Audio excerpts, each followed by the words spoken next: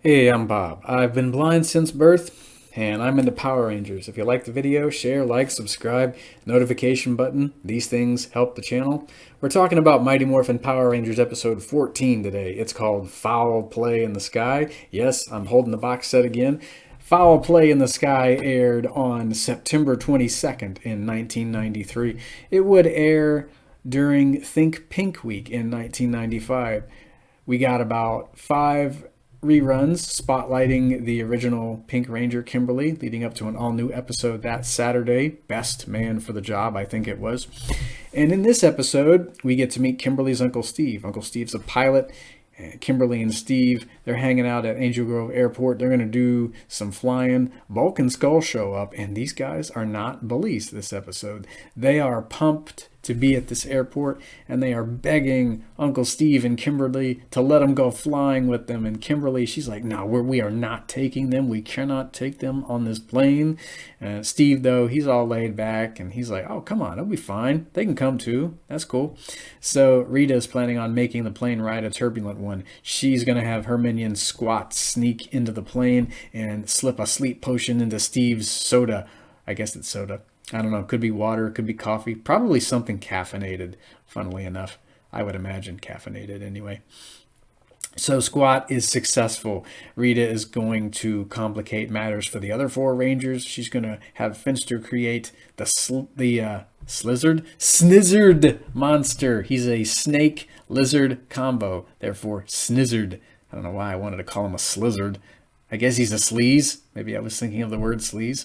So, Snizzard is created, and yes, I hope Hasbro makes that action figure. He'd be a fun monster to add to the Lightning collection. The more monsters, the merrier. That's what I say. I did own Snizzard in the 90s. He was part of the Bandai Evil Space Aliens line. He was one of my favorite monsters. He was also voiced by Bryan Cranston. Also very cool. Very, very cool. So the plane takes off. Steve, he's drinking his drink. Then he gets dizzy. He falls asleep. Bulk and Skull get scared.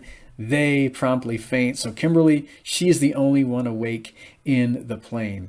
And she has no idea how to land this plane. I like the fact that they didn't have her say something like, well, thank goodness I took that piloting course last summer. I know just what to do. Yeah, Kimberly sounds like 50s, 40s Superman. So she has to call the command center, and she's like, Alpha, I do not know how to land this plane. Alpha tells her, why don't you morph, get out of there, just morph and get out of there. Kimberly's like, I'm flying with people. I cannot leave them here. I cannot leave them to die. So Alpha hacks into, I guess, I don't know, local website about piloting for inexperienced people or whatever. I don't know. I guess he does it via the communicators in the command center. He's a smart robot. So between the two of them, Kimberly is able to level the plane off. She's able to stop losing altitude. I like the fact that they didn't make her a Mary Sue character. I mean, yes, Kimberly is fearless like 99% of the time.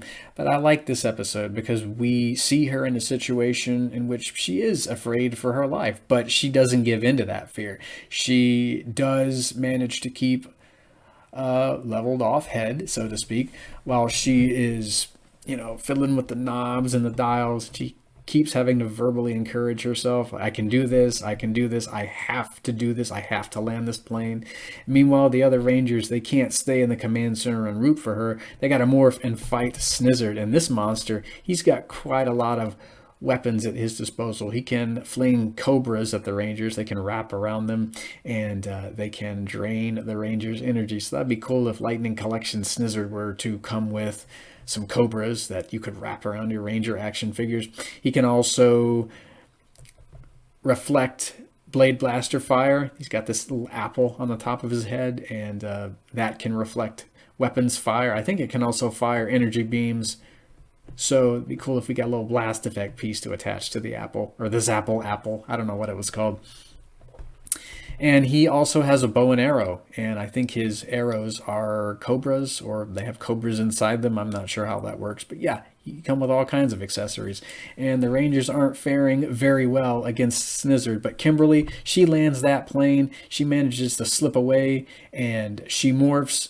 But Snizzard summons some putties. From the sound, I think Kimberly dispatches them all with her power bow and her arrows. And then she fires an arrow straight into Snizzard's apple on the top of his head, and Zordon has let her know, hey, yeah, that's his weak spot. You destroy the apple, you destroy the monster.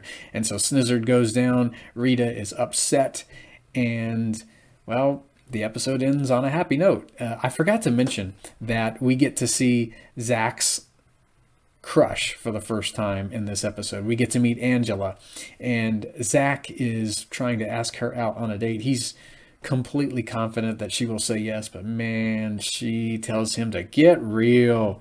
She turns him down.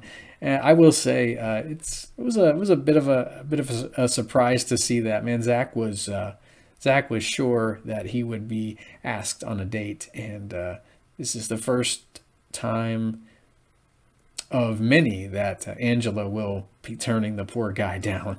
I do think they wind up together, though, in the end. So stay tuned as the saga of Zach and Angela unfolds over these 60 episodes here in season 1. And that'll do for Foul Play in the Sky. Next time, we'll be talking about Dark Warrior, another one of my favorites. So in the meantime, fly safely, and I will hear you guys later.